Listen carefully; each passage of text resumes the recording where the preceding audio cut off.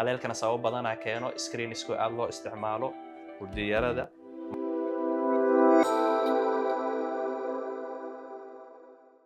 testigan hadda u sameynaa waxaa la shima test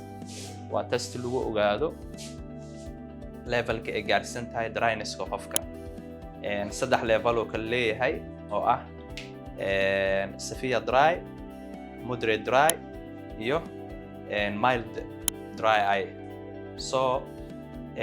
testigan wuxuu leeyahay grades haddii 5 ilinta ee ka hoos marta micnaheedu waxaa waaye qofkaas wuxuu qabaa severe dry eye syndrome haddii qofka testigana 5 ilaa iyo 10 u dhaxayso waxaa waaye waa moderate dry eye haddii 10 ilaa iyo 15 u dhaxaysana waa mild wixii ka sareeyana qofkaas waa normal so marka hadda aan fiirino Adnan testigiisa waxaa waaye wuxuu u dhaxeeyaa 5 ilaa iyo 10 micnaheedu waxaa waaye wuxuu qabaa moderate dry qaleel oo qabaa qaleelkana sabab badanaa keeno screen isku aad loo isticmaalo hurdiyarada marka wuxuu qabaa moderate dry so daawooyinka qaleelkaas ka baabi'i lahayn oo qorayna insha Allah